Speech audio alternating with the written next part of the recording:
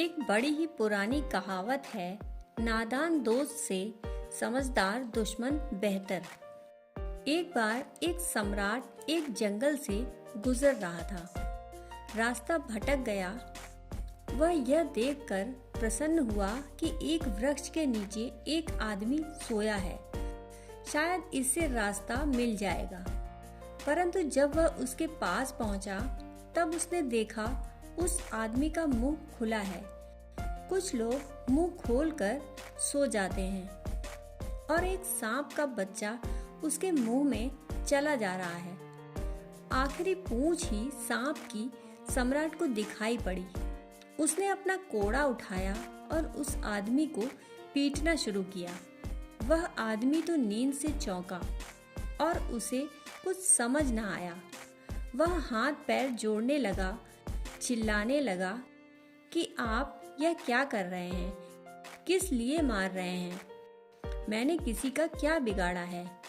हे ईश्वर, ये कहाँ के दुष्ट से मिलना हो गया। और यह आदमी बलशाली है, बड़े घोड़े पर बैठा है, शक्तिशाली है, इससे लड़ा भी नहीं जा सकता।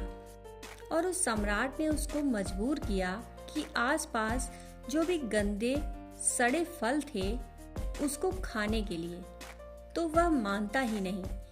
वह उस आदमी को कोड़े लगाए ही जाता है।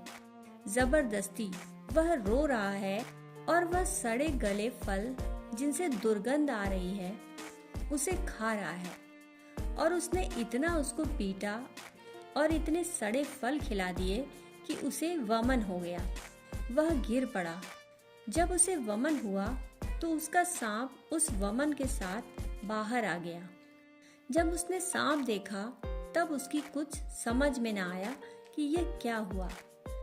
तब उसने सम्राट के पैर पकड़ लिए कि तुम्हारी बड़ी कृपा कि तुमने मुझे मारा और ये गंदे फल खिलाए, मेरे शरीर को लहूलुहान कर दिया। धन्य भाग मेरे, परमात्मा ने तुम्हें ठीक समय पर भेजा, अन्यथा मैं मर जाता। परंतु एक बात मुझे पूछनी है, अगर तुम कह देते कि मैंने सांप खा लिया है या सांप को निगल गया हूँ, सांप मेरे भीतर चला गया है, तो मैंने तुम्हें गालियां न दी होती, अभिशाप न दिए होते। सम्राट ने कहा, अगर मैं कह देता कि सांप तुमने खा लिया है तो सांप का निकालना असंभव हो जाता, तुम घबराहट में ही मर जाते।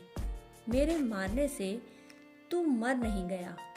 अगर मैं कह देता कि तू सांप निगल गया है तो फिर मैं तुझे फल खिलाने में समर्थ न हो पाता। यह बात सुनकर तू बेहोश ही हो जाता। ये बात ही मुश्किल हो जाती, इसलिए मुझे अपने को संयम में रखना पड़ा कि तुझसे न कहूँ, तुझे मारूं। वमन पहली चीज है, तेरी फिक्र छोड़ दूं।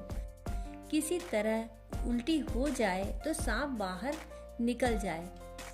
इसी कहानी के आधार पर यह कहावत है कि नादान दोस्त से समझदार दुश्मन भला।